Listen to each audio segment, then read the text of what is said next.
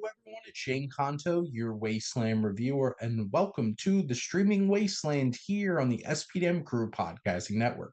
And this is my weekly show where every Friday I pick three streaming services and one previously released film off of each of them. And hopefully by the end of this episode, you have a whole weekend full of movies to go check out.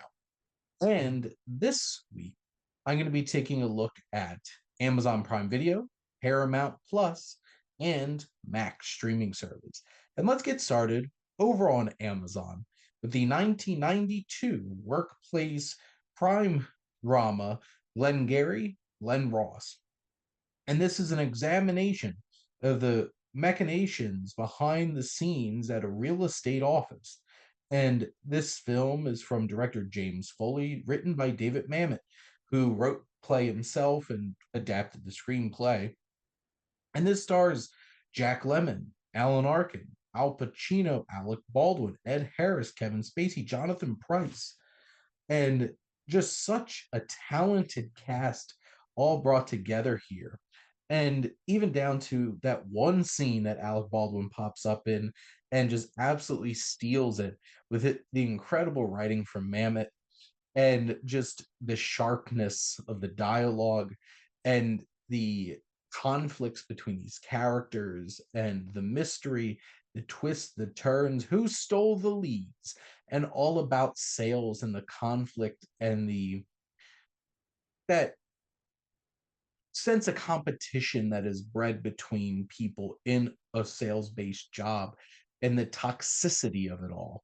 And this film really captures that in an impactful and meaningful way. It's sharp. The acting is incredible. Jack Lemmon really totes that line of being empathetic, but also kind of sleazy and desperate. You have Al Pacino as Ricky Roma, who, hangs out at the uh, Asian food restaurant across the street because he's on his high horse doing his sales and beating everybody. You have the likes of Alan Arkin and Ed Harris, who are others in this office, adding into this conflict, and Kevin Spacey being the slimy supervisor of everybody. It kind of feels like a play at times, but it's the performances that are absolutely incredible. It's the sharp writing and how that really engrosses you, pulls you in, and keeps you invested from start to finish. This cast is dynamite from top to bottom. It'll give you some sense of mystery and some intrigue and put you on edge, build that tension. There's so many things that work really well about this. And it is an interesting exploration of what a sales company is like. Real estate is a sales company, and how these dynamics, these conflicts, and how the corporate level pits different human beings against each other. It's a fascinating cat and mouse game, and incredible cast, incredible screenplay. Definitely worth your time. Let's head on over to Paramount Plus, and we have the historical epic biopic Gandhi from 1982. And this is from director Richard Attenborough, who obviously was a famous actor turned director, and he creates something so sprawling, so large, so incredible. This is a towering achievement of scale and epicness. You have Gandhi's funeral scene, which is one of the most awe inspiring shots in all of film.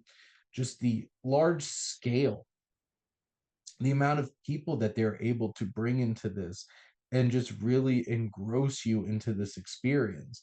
You have an incredible performance from Ben Kingsley as Mahatma Gandhi, who is so fully realized in this film. Ben Kingsley brings empathy and intelligence and heart and soul to this character, this figure of history who stood in adversity to the British Empire.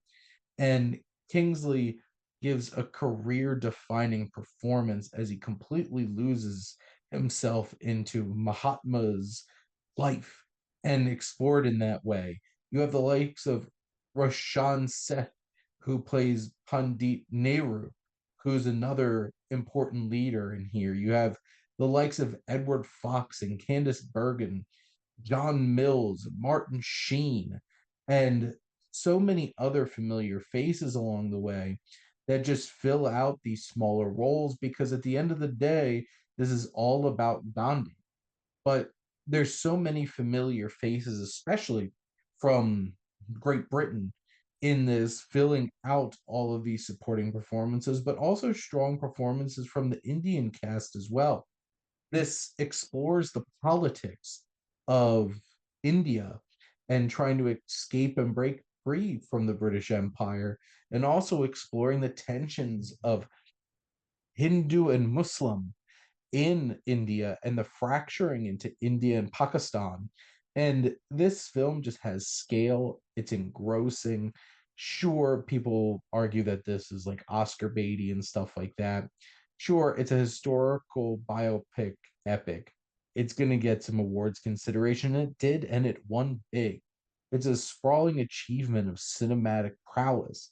It has an incredible leading performance that really brings to life this story. And this is one of those kinds of films. It's over 3 hours.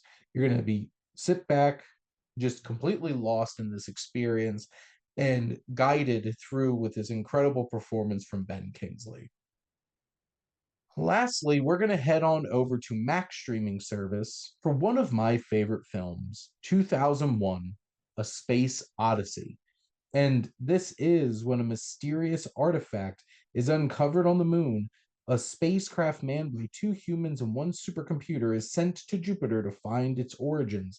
And this is from Stanley Kubrick, co written with Arthur C. Clarke. This film is the defining moment of science fiction.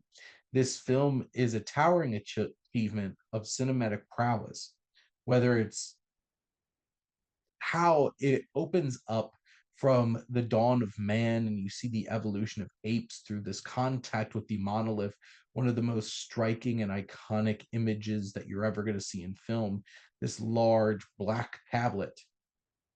And it's incredible how this film goes so long without any dialogue.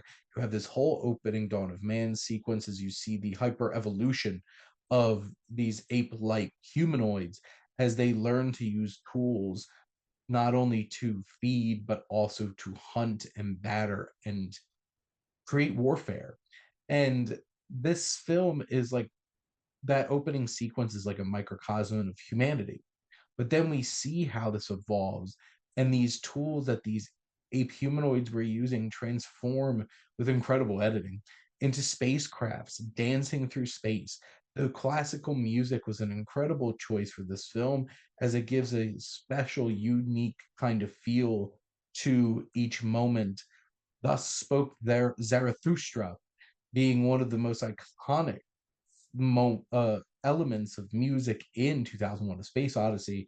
You have HAL 9000, one of the most hated and evil and impactful antagonists in a film. This machine that feels like it's smart enough to be able to do whatever it wants. And that is HAL 9000 and why he is so eerie. That red eye shining there is just unnerving. Cara Dulia and Gary Lockwood do a fine job, and this film is a interesting exploration of evolution and how life has changed and how humanity has changed, and it takes us through this time and space.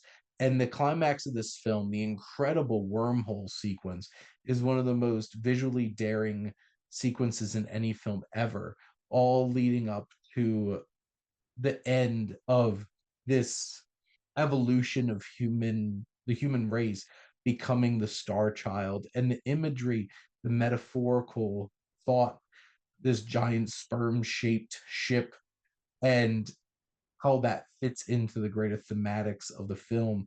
This film is rich, it is deep, it is layered, it's technically incredible. Some of the stunts and the work that they do is just unimaginable for the period that this film came out. It is a true, absolute masterclass achievement of filmmaking.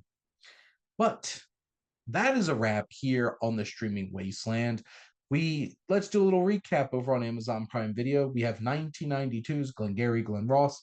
Over on Paramount Plus, we have 1982's biopic Gandhi. And finally, over on Max from 1968, this is the incredible, iconic, and beloved science fiction film 2001: A Space Odyssey. Make sure to like, comment, and share on this episode. What's your favorite kind of like in a business kind of film, or your favorite historical biopic? Or what's your favorite science fiction film? What's that one that really sets the bar for you? Make sure to follow or subscribe if you ever listen to your podcast. There's so many great shows. We're ever expanding here on the SPDM crew. We have basically anything for everybody. And if you're interested in joining the team, whether as a guest or starting your own show, please make sure to contact us. And if you like our logo, check out Highflyer Creative for all your digital marketing needs. But most importantly, thank you as always for tuning in and supporting the streaming wasteland here on the SPDM Crew Podcasting Network.